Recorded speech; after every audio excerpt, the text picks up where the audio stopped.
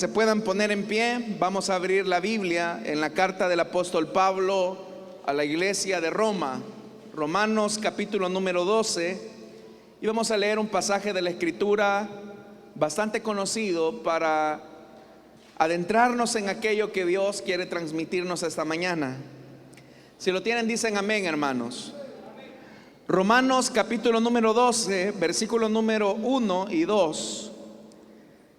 La palabra de Dios nos dice: por lo tanto, hermanos, tomando en cuenta la misericordia de Dios, les ruego que cada uno de ustedes en adoración espiritual ofrezca su cuerpo como sacrificio vivo, santo y agradable a Dios.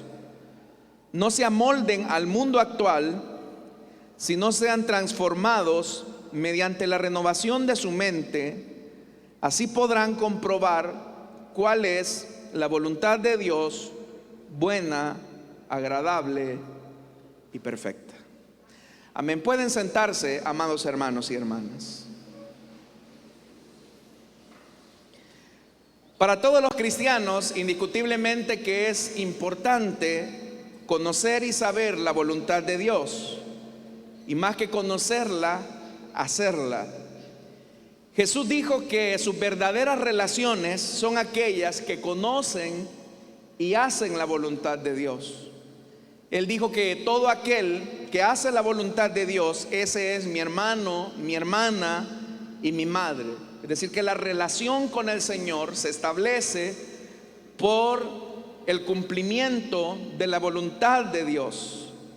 En su carta a los tesalonicenses, en el capítulo 4, el apóstol Pablo dice que la voluntad de Dios es nuestra santificación.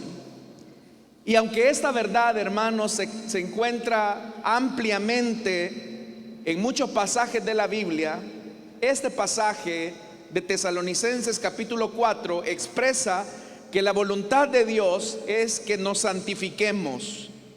En realidad, esta es una afirmación que nos dice mucho acerca de nosotros y que nos dice mucho acerca de Dios. Porque si la voluntad de Dios es que nos santifiquemos, estamos partiendo de un hecho que nosotros somos pecadores, y estamos partiendo del hecho que Dios es santo. Entonces, yo soy pecador, Dios es santo, pero su voluntad es que nos santifiquemos. Entonces, hermanos, la pregunta inmediata es: ¿qué significa la voluntad de Dios que nos santifica? Y en esta ocasión quiero hablarles de cómo la voluntad de Dios debe de moldear nuestro carácter. Cómo la voluntad de Dios moldea nuestro carácter, o cuando la voluntad de Dios moldea nuestro carácter. Si nosotros tomamos el resto de la Escritura, vamos a concluir al menos, hermanos y hermanas, 3 aspectos que debemos de tomar en cuenta al permitir que la voluntad de Dios moldee mi carácter. Todos los cristianos necesitamos saber y conocer la voluntad de Dios, y sobre todo debemos de vivir la voluntad de Dios. No solamente basta con saber qué es lo que Dios espera de mí, sino que necesito vivir aquello que Dios quiere que yo haga. Recuerde lo que dijimos hace algún momento: las relaciones con el Señor son aquellas que se establecen por el cumplimiento de la voluntad de Dios. Bienaventurado todo aquel que hace la voluntad de mi Padre, porque ellos son mis hermanos y mis hermanas. Entonces hay 3 cosas que tenemos que tomar en cuenta. Primero, que la voluntad de Dios es una renuncia al molde estructural de este mundo que ha potenciado nuestra perversa naturaleza. Debemos de renunciar a todas aquellas estructuras que han estimulado nuestra naturaleza pecaminosa. Esas estructuras pecaminosas pueden ser estructuras familiares con las que venimos arrastrando desde nuestra niñez. Pueden ser estructuras culturales en las que nos hemos visto envueltos, y pueden ser estructuras individuales, es decir, hábitos y comportamientos característicos de nuestra personalidad que no son agradables a Dios. Entonces el primer aspecto, como lo vamos a ver, es que Dios desea que nos despojemos, que renunciemos a las estructuras mentales que definen nuestro comportamiento. El segundo aspecto de la voluntad de Dios es que debemos de permitir que Dios moldee nuestra forma de pensar y de actuar. Nuestra forma de pensar, como ya lo he dicho, define nuestro comportamiento. Y en la medida en que le vamos permitiendo al Espíritu Santo que vaya moldeando nuestro carácter, la meta del Espíritu de Dios es que usted cada día pueda reflejar la imagen de Cristo. El apóstol Pablo, cuando escribía su carta a los romanos, él decía que él nos predestinó para que fuésemos hechos conforme a la imagen de su Hijo, para que Él sea el primogénito entre muchos hermanos. Entonces vea, Dios me predestinó para que pueda reflejar la imagen de Cristo. Pero si algo podemos nosotros entender, es que Jesucristo hizo la voluntad de su Padre. Nunca Jesús hizo algo por su propia iniciativa. Todo lo que Jesús dijo, hizo, y la forma en cómo se relacionó con otros era porque así establecía la voluntad del Padre. Y un tercer elemento, hermanos y hermanas, que es importante acerca de conocer y vivir la voluntad de Dios, es que cuando vivimos la voluntad de Dios es cuando auténticamente expresamos una vida de adoración que complace y deleita a Dios. ¿Quién es un cristiano que agrada a Dios? ¿Quién es una cristiana que honra a Dios, que alaba al Señor de forma permanente? Un cristiano que alaba al Señor de forma permanente, que tiene una vida de adoración, es aquel que vive y conoce la voluntad de Dios. Entonces, hermanos, se nos hace importante hacernos la siguiente pregunta: ¿cómo conocemos, aplicamos y vivimos la voluntad de Dios en nuestra vida? Son tres aspectos: ¿cómo conozco la voluntad de Dios? ¿Cómo aplico la voluntad de Dios? ¿Y cómo vivo la voluntad de Dios?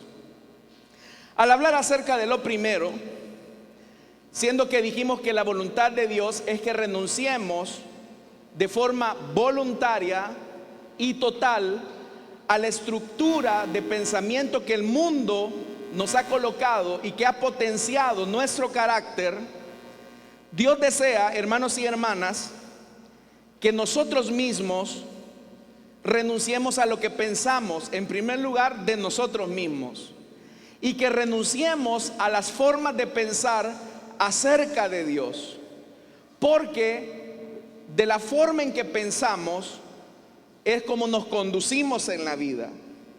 Entonces Dios desea que en primer lugar nos despojemos de nuestros paradigmas acerca de nosotros mismos y que nos despojemos de los paradigmas que tenemos acerca de Dios. Para explicar esto, quiero decirles que un paradigma es una estructura mental que determina su comportamiento. Usted, hermano y hermana, se comporta como se comporta porque piensa como piensa. Entonces, usted tiene que despojarse de su forma de pensar. Usted tiene que despojarse de sus criterios personales. Usted tiene que despojarse de su cultura. Usted tiene que despojarse de sus estructuras familiares pecaminosas. Por haber nacido en pecado y vivir en un mundo de pecado, nuestra óptica es distorsionada. Nuestra óptica acerca de nosotros mismos es equivocada. Y nuestra óptica acerca de los demás y acerca de Dios es distorsionada. Por eso, hermanos y hermanas, lamentablemente nuestra óptica puede distorsionar la voluntad de Dios. Y quiero mencionarle algunos ejemplos en la Biblia de cómo nuestra óptica puede distorsionar la voluntad de Dios. Hay gente en la vida cristiana que cree que está haciendo la voluntad de Dios, pero en realidad lo que está haciendo es viviendo una distorsión de la voluntad de Dios. Usted puede creer que está haciendo la voluntad de Dios, y en realidad lo que usted está haciendo está viviendo una distorsión de la voluntad de Dios. Y de esto, hermanos y hermanas, encontramos múltiples ejemplos en la Escritura. Hablemos, por ejemplo, de Abraham. Veamos cómo los hombres distorsionaron la voluntad de Dios. Abraham, por ejemplo, la voluntad de Dios para Abraham era hacerlo padre de multitudes. Esa era la voluntad de Dios. Pero a él y a su esposa se le ocurre la brillante idea que para hacer efectiva la promesa, él tenía que acostarse con la esclava de su mujer. Entonces vea, Dios quería hacer de Abraham padre de multitudes, y Abraham lo sabía. Pero Abraham comienza a leer la voluntad de Dios de manera distorsionada y dice: bueno, Dios me quiere hacer padre de multitudes, y mi esposa me está diciendo que me acueste con su esclava, entonces aquí hago yo efectiva la voluntad de Dios. Ese es un caso. Jacob, por ejemplo, la voluntad de Dios para Jacob era hacerlo heredero de la promesa y por lo tanto hacerlo el primogénito. La misma carta a los Romanos dice que Dios amó a Jacob, pero aborreció a Esaú. La voluntad de Dios era que Jacob fuera el primogénito, que él recibiera las bendiciones de la primogenitura. Pero a Jacob se le ocurre la brillante idea que engañando a su papá, él podría convertirse en el heredero. Entonces, segundo caso de cómo una persona cree que está viviendo la voluntad de Dios, pero la está distorsionando. Moisés, hablemos de otro ejemplo. La voluntad de Dios era liberar a Israel de la opresión y hacer de Moisés un libertador. Pero a Moisés se le ocurre la brillante idea que matando a un egipcio y forzar el liderazgo entre sus hermanos lo va a convertir en el libertador que Israel necesitaba. Vea cómo Moisés distorsionó también la voluntad de Dios para su vida. Podemos seguir mencionando otro ejemplo, Saúl. La voluntad de Dios era darles la victoria frente a los filisteos, y para eso era necesario ofrecer holocaustos al Señor antes de la batalla. Pero a Saúl se le ocurre la brillante idea que puede ser rey y sacerdote al mismo tiempo para conseguir la victoria.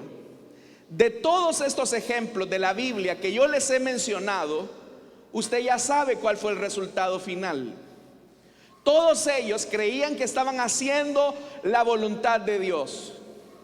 Y esto no solamente es una experiencia que ocurre en la Biblia.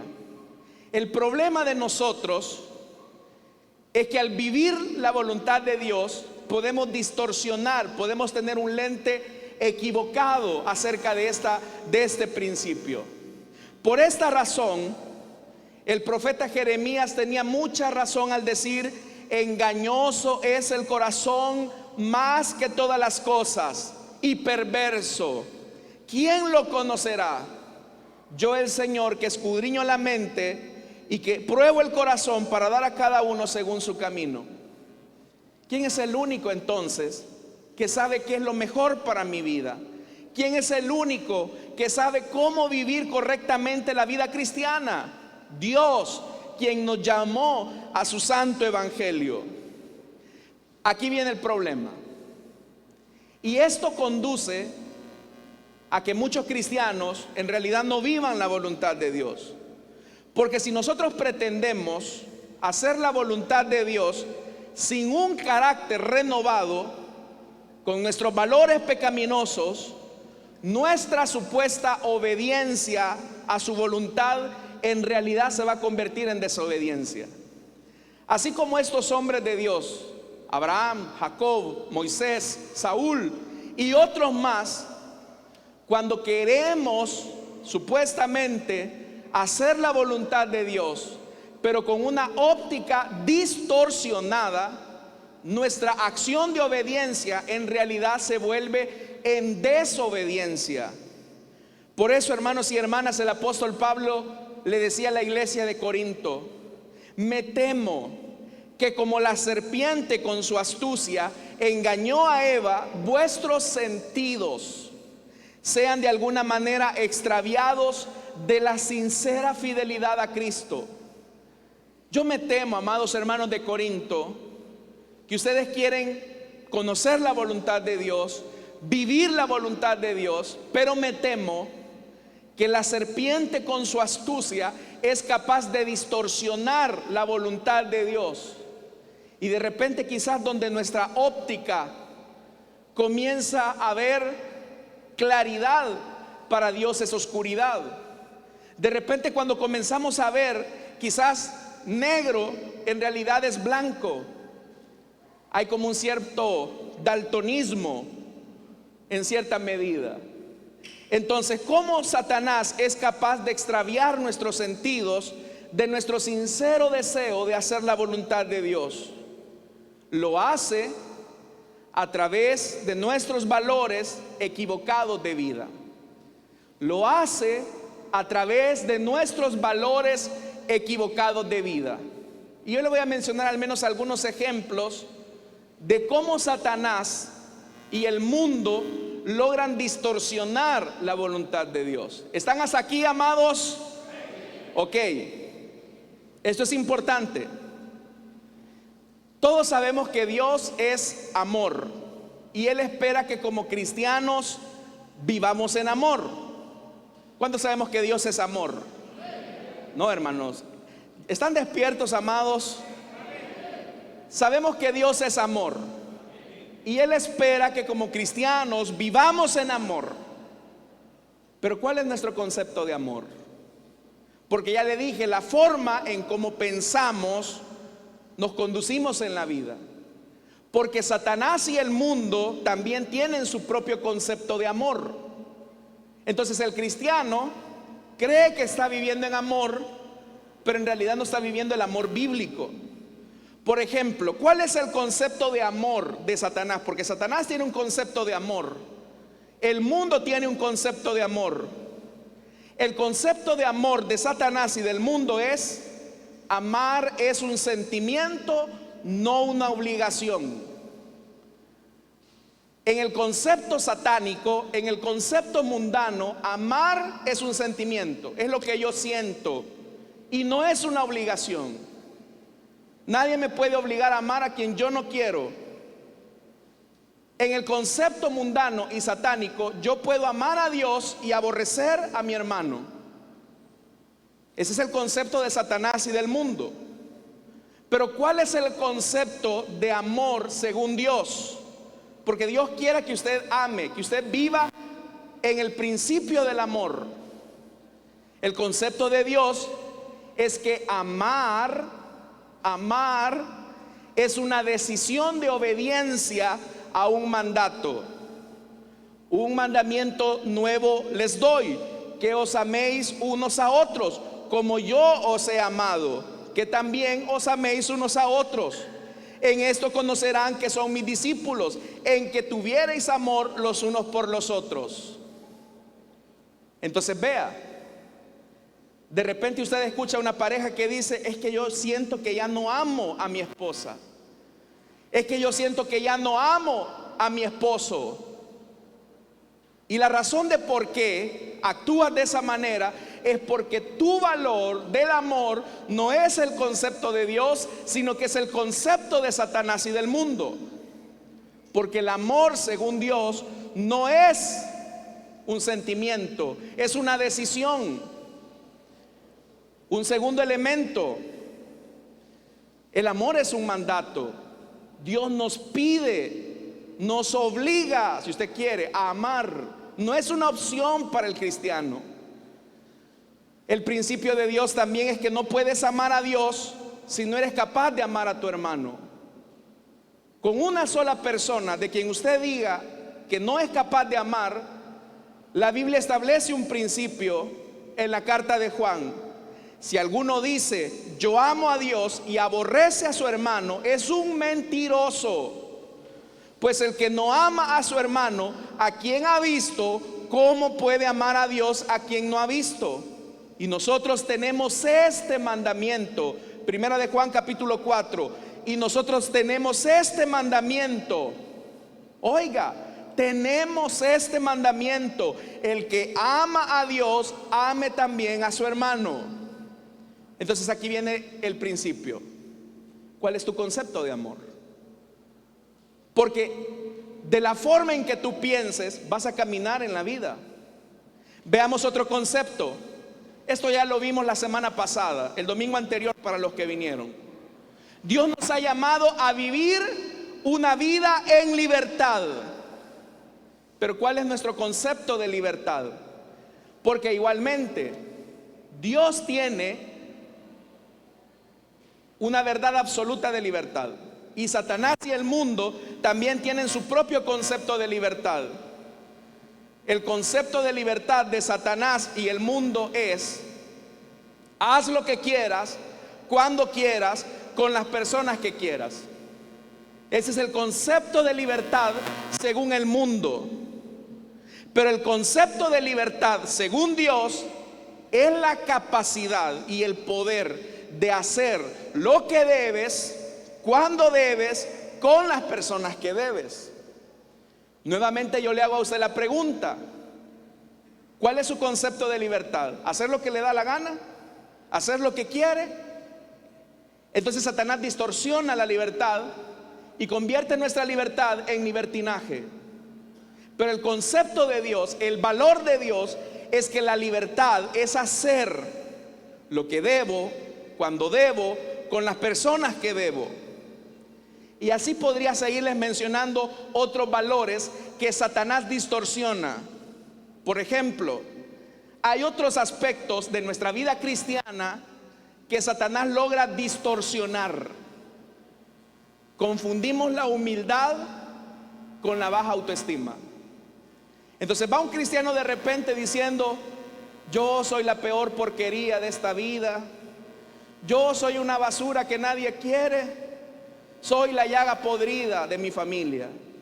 Y cree que eso es humildad. Eso no es humildad, eso es baja autoestima. Y estás en pecado, porque Dios te ha revestido de una dignidad. Y la dignidad que tú tienes es que has sido creado a imagen y semejanza de Dios. Y si ahora conoces a Cristo, la sangre del Cordero ha sido aplicada a tu vida. Pero vea cómo los cristianos distorsionamos la verdad de Dios. También podemos confundir la dignidad con el orgullo. Y de repente, hermanos y hermanas, podemos estar apelando: es que yo tengo dignidad. No, en realidad lo que tú estás diciendo no es que tienes dignidad, sino que tienes orgullo. Podemos confundir o distorsionar el servicio a Dios con activismo. No, es que yo estoy sirviéndole al Señor, yo le estoy sirviendo en esto, estoy haciendo lo otro, estoy haciendo aquí, estoy haciendo allá. Y confundes el servicio a Dios con activismo. Dios espera que cada uno de los hombres que Él creó se comporten como hombres. ¿Cuántos hombres hay aquí en la casa de Dios? Pero podemos confundir la hombría con machismo. Podemos confundir la hombría con machismo. ¿Cuántas mujeres hay acá? ¿Mujeres están acá? Dios les dice a ustedes: esposas, están sujetas a vuestros maridos. Pero se puede confundir la sujeción con el atropello. No, hermano, viera, yo estoy sujeta a mi esposo, él me golpea, me es infiel, me atropella, me da unas malmatadas, pero yo estoy sujeta a él. Y confunden la sujeción con el atropello. Podemos confundir la disciplina con la intolerancia. No, es que a mí me gusta que se hagan las cosas bien, y si no, mejor que no se hagan. Pero por naturaleza los seres humanos nos equivocamos. Y a veces, hermanos y hermanas, en nuestro supuesto celo de querer hacer las cosas bien, podemos confundir la disciplina con la intolerancia. Podemos confundir el liderazgo. Dios nos ha llamado a ser líderes, pero podemos confundir el liderazgo con el autoritarismo.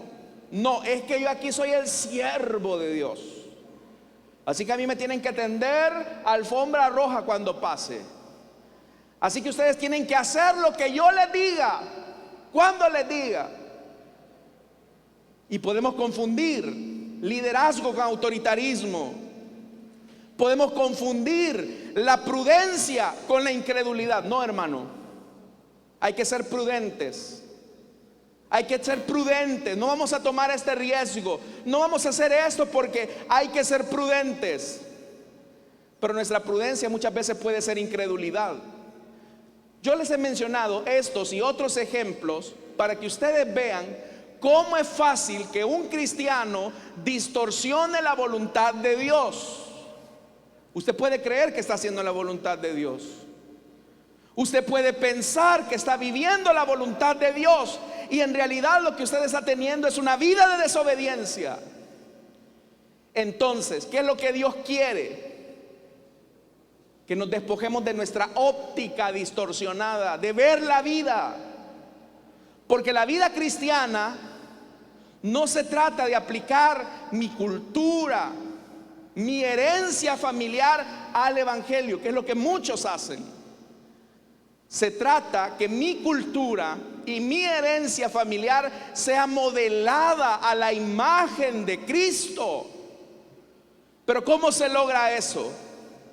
El versículo 2 dice algo. La recomendación de Pablo es: no se amolden al mundo actual. Porque ya le dije, el mundo y Satanás tiene su forma de entender la vida, tiene su forma de entender el amor, tiene su forma de entender el liderazgo, tiene su forma de entender, hermanos, la libertad.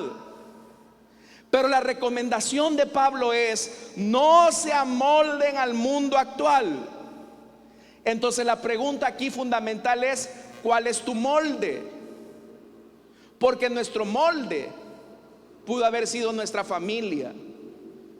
Nosotros ahí recibimos quizás malos ejemplos, y de repente quizás el hombre en su familia tuvo un molde donde la norma era darle duro a los niños, maltratar a la mujer, gritar.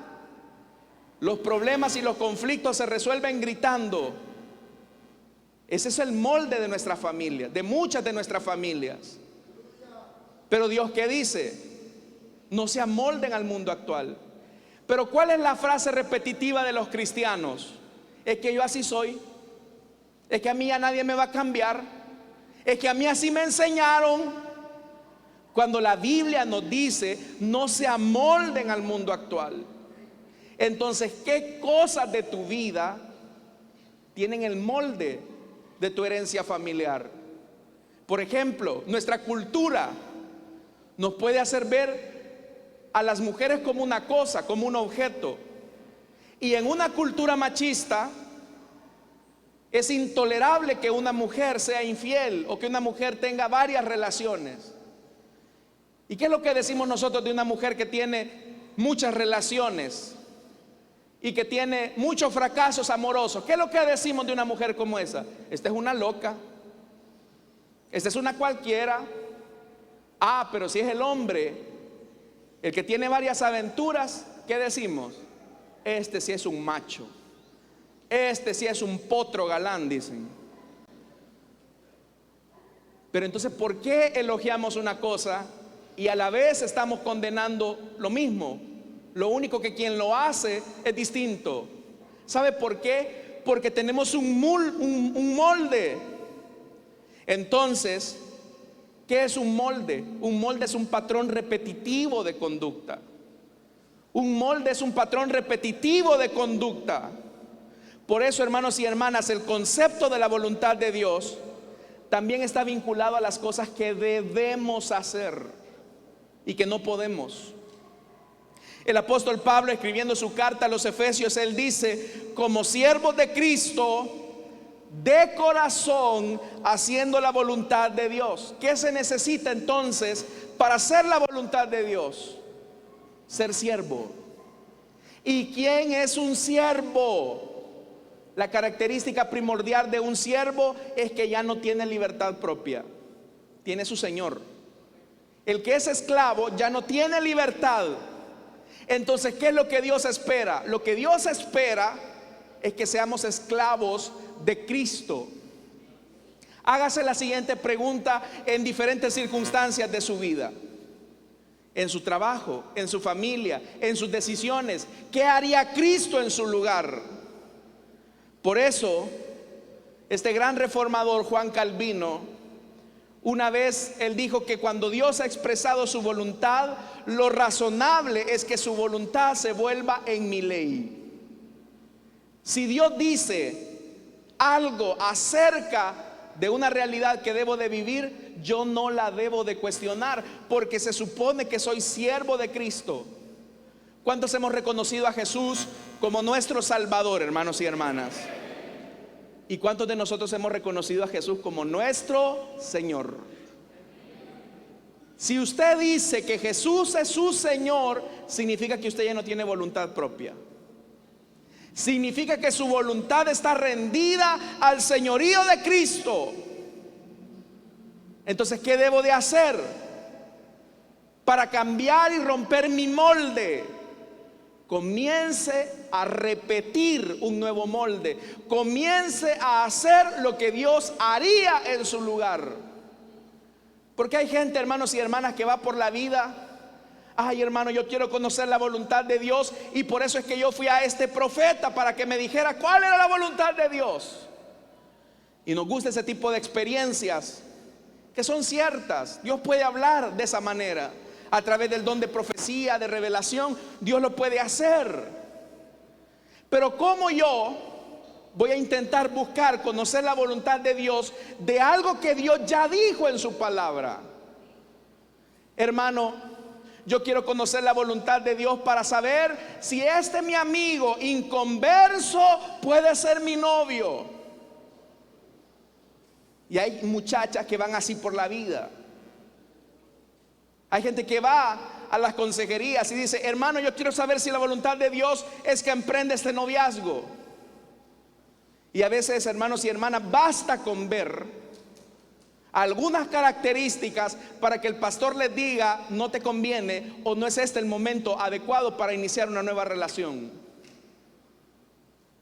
Entonces vienen las parejas muchas veces y dicen: ah, no, este pastor no me gusta porque se opone al amor. No es cierto. Pero si de repente aparece por ahí una profecía que dice: hija mía, yo estoy contigo, te apoyo. Aquí Dios me está hablando, dice. Tú no necesitas saber algo que Dios ya manifestó claramente en su palabra.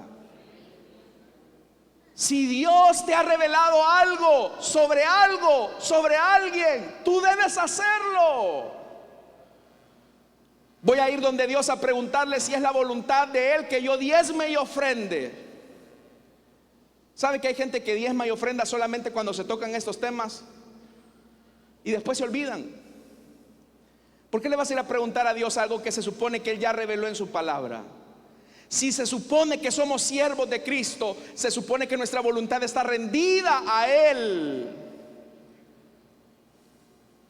Entonces debes de romper el molde repetitivo, porque muchas cosas en tu vida las has distorsionado. Tú crees que estás haciendo la voluntad de Dios y en realidad no lo estás haciendo. Recuerdo en alguna ocasión a una persona,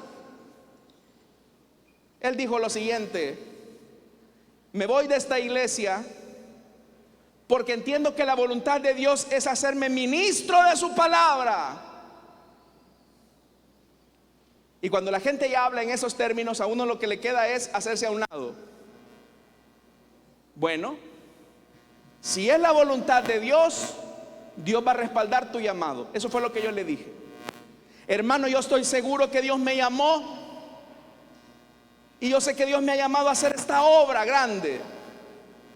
a la vuelta de cierto tiempo, fracasó en su matrimonio, fracasó en su supuesto llamado, porque él distorsionó la voluntad de Dios para su vida. Él quería que Dios le dijera que él iba a ser ministro cuando Dios no le había dicho nada.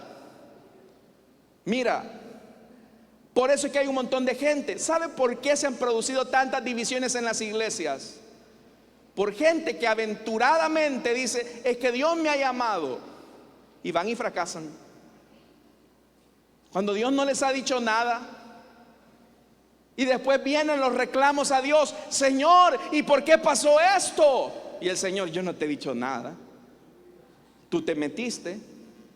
Le voy a decir algo: si usted hace algo por iniciativa propia, los costos de su mala decisión los paga usted. ¿Se recuerda de Jonás? ¿Cuál era la voluntad de Dios para Jonás? Que fuera a Nínive a predicar. Dios le iba a pagar el costo del viaje, iba a ir seguro, iba a ir tranquilo a Nínive sin inconvenientes. Pero a Jonás se le ocurre la idea: no, es que Dios es un Dios justo, es que Dios no va a permitir que esta gente impía y malvada se arrepienta. Así que no, yo no me voy para Nínive, me voy en dirección a Tarsis. Me es más fácil predicar en Tarsis que en Nínive. ¿Quién cree que cubrió los gastos de ese viaje de ida y de regreso? Jonás. Porque el costo de una mala decisión, ese tú lo vas a pagar. Pero cuando tú vives en la voluntad de Dios, Él te va a proveer los recursos. Él ha prometido estar contigo todos los días, y Él jamás te va a desamparar si obedeces su voluntad.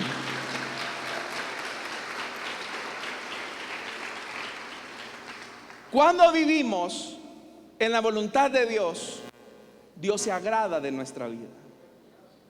Cuando vivimos la voluntad de Dios, nuestra vida se vuelve una vida de adoración que complace y agrada a Dios. El salmista decía: se complace el Señor en los que le temen. El proverbista incluso decía: los labios mentirosos son abominación al Señor, pero los que obran fielmente son su deleite. Entonces Dios se deleita cuando tú vives la voluntad de Dios. Entonces, ¿qué necesito yo para conocer la voluntad de Dios? Mire lo que dice, hermanos y hermanas, el versículo 2. ¿Usted quiere conocer la voluntad de Dios? ¿Cuántos queremos conocer la voluntad de Dios para nuestra vida? No, hermanos, con ese amén yo no les creo. Quizás porque no han desayunado. Pero ¿cuántos queremos conocer la voluntad de Dios para nuestra vida? Ok. Versículo 2. No se amolden al mundo actual. Oiga esto: si no sean transformados mediante la renovación de su mente, así podrán comprobar cuál es la voluntad de Dios, buena, agradable y perfecta. ¿Quieres conocer la voluntad de Dios? Comienza a quitarte los conceptos que tienes de la vida para que Dios comience a revelar su buena voluntad en tu vida. ¿Quieres vivir la voluntad de Dios? ¿Quieres hacer la voluntad de Dios en tu matrimonio? Comienza a quitarte todos esos conceptos antibíblicos que tienes acerca del matrimonio. Si tú, por ejemplo, dices: ay, hermano, es que el matrimonio es como el demonio, es el único lugar donde los enemigos duermen juntos. Si tú ves el matrimonio de esa forma, no me sorprendería que tu matrimonio esté hecho pedazos, y después no te vengas a quejar, que digas: Señor, arregla mi relación. Tienes que quitarte esos conceptos. ¿Qué piensa Dios del matrimonio? El matrimonio no es un invento de los hombres. La primera institución que Dios creó fue el matrimonio. De hecho, la Biblia comienza con un matrimonio y la Biblia termina con un matrimonio. Entonces, ¿cómo ves tú tu matrimonio? La Biblia, hermanos y hermanas, dice que herencia de Jehová son los hijos. En primer lugar, quiero preguntarles a los que están casados: ¿cuántos casados hay acá? Ay, este es culto de solteros, hermano. Aquí el Señor va a contestar mi petición, va a decir un soltero por ahí. Ay, la soltera de 55, el soltero de 60. No, hombre, en serio, ¿cuántos casados hay acá? Ok, yo les pregunto, ¿cuántos viven plenamente su matrimonio?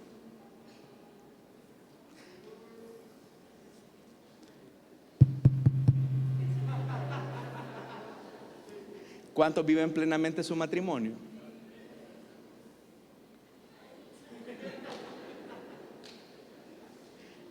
Aló. Yo no le estoy diciendo cuántos matrimonios perfectos hay, porque para comenzar el mío no lo es. No, yo le estoy diciendo cuántos viven plenamente su matrimonio.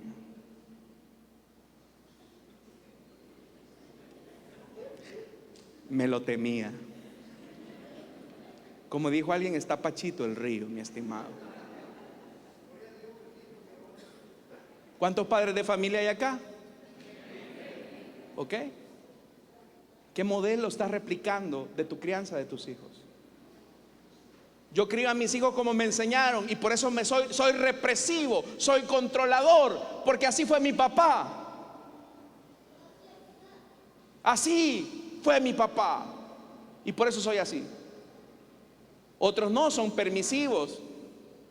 Allá anda el niño destrozándole la casa de la visita, y usted, y la visita,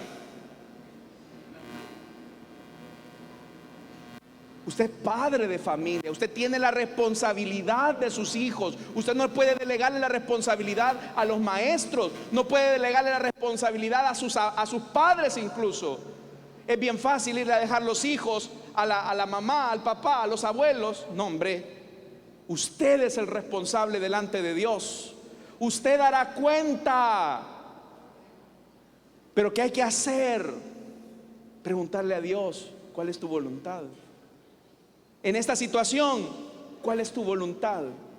Porque haciendo la gloriosa y perfecta voluntad de Dios, vamos a agradar a nuestro Dios, quien fue quien nos llamó.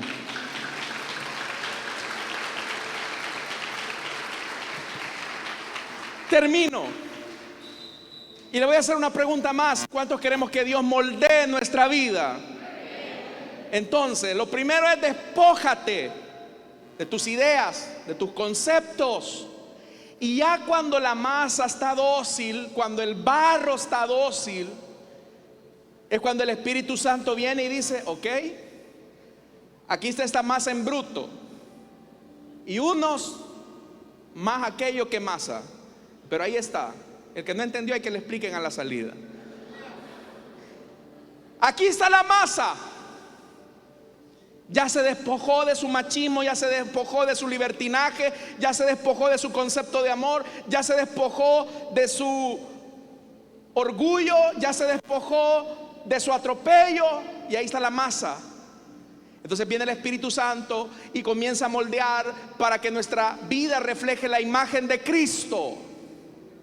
Pero el Espíritu Santo no va a cambiar tu vida si tú antes no te despojas de tu viejo hombre, de tus conceptos, de tus ideas. Y te vas a seguir equivocando porque vives tu vida a tu manera, conforme a tus criterios humanos. Y por eso fracasas y fracasas y fracasas. Y como yo se los digo a los muchachos: vuelves a repetir el examen, vuelves a repetir el examen, vuelves a repetir el examen. Y lo vas a seguir repitiendo una y otra vez, una y otra vez. Y como Israel en el desierto, hasta que el Señor les quitó el último mote de los egipcios, fue que ellos pudieron entrar a la tierra prometida. Tú no vas a recibir las promesas de Dios hasta que no te quites tu forma de pensar, tu forma torcida de ver la vida, tu forma torcida de ver a la familia, tu forma torcida de ver a tus hijos. no vas a recibir la bendición de Dios. Debes de despojarte de eso y decirle: Señor, quiero vivir bajo tu voluntad, quiero hacer tu voluntad. Entonces el Espíritu Santo vendrá. Ya se quitó el machismo, ok, voy a comenzar en él a moldear la hombría de Jesús. Ya se quitó el orgullo, ok, voy a comenzar a moldear en él la humildad. Ya se quitó el libertinaje, ok, voy a comenzar a moldear el dominio propio.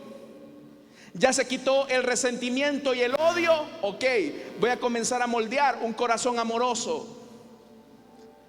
Pero no pienses que Dios va a actuar en tu vida si tú primero no te quitas tu forma de ver la vida y tu forma de ver a los demás. Así que, hermanos y hermanas, al vivir en la voluntad de Dios vamos a ser materia dócil para que el Espíritu Santo moldee nuestro carácter a la imagen de Dios. El que tenga oídos para oír, que oiga lo que el Señor nos ha dicho esta mañana. Amén, hermanos. Vamos a cerrar nuestros ojos. La única forma en que vamos a conocer la voluntad de Dios es que nos quitemos nuestros prejuicios, nuestra forma de ver la vida.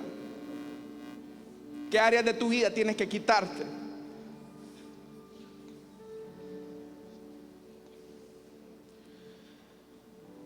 Esta mañana, rápidamente, si hubiera alguna persona que desea entregarle su vida a Cristo o que desea reconciliarse, puede ponerse en pie. Tú puedes creer que estás viviendo la voluntad de Dios y en realidad la estás distorsionando. Los seres humanos somos especialistas en creer que estamos viviendo la voluntad de Dios cuando en realidad la estamos distorsionando. Te voy a decir algo: desconfía de ti mismo. Desconfía de ti mismo, desconfía de tus criterios, desconfía de tu opinión. Confía en la palabra de Dios, confía en la obra redentora de Cristo, confía en la acción transformadora del Espíritu. Y para eso es importante nacer de nuevo. Cuando Jesús le dijo a Nicodemo: es necesario nacer de nuevo, Nicodemo distorsionó las palabras de Jesús y dijo: ¿y cómo va a ser eso posible, que un hombre vuelva al vientre de su madre? Nicodemo, no te estoy hablando de eso. Te estoy hablando de nacer del agua y del Espíritu. Porque el que no naciere de nuevo no podrá heredar el reino de Dios. Nicodemo seguía viendo las cosas bajo su óptica religiosa, bajo su óptica humana, bajo su óptica carnal. Él pensaba que nacer de nuevo era volver al vientre de su madre. Pero Jesús dijo: nacer de nuevo es nacer del agua y del Espíritu, de la palabra y del Espíritu. Necesitas tener un encuentro con Jesús. ¿Hay alguien esta mañana que desea entregarle su vida a Cristo, desea reconciliarse? 10 segundos más y termino. ¿Habrá alguien?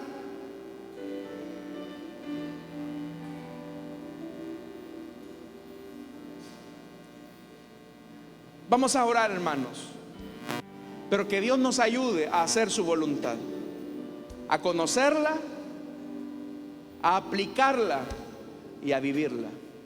Oremos. Padre que estás en los cielos, Señor amado, te damos las gracias porque no nos has dejado en tinieblas, ni en oscuridad, ni en penumbra. Tenemos una luz clara en tu palabra. Tenemos una luz radiante en la manifestación de tu Espíritu. Y por eso, Señor, sabemos cuál es tu voluntad. Sabemos qué esperas de nosotros. Sabemos qué quieres de nosotros. Ayúdanos a vivir.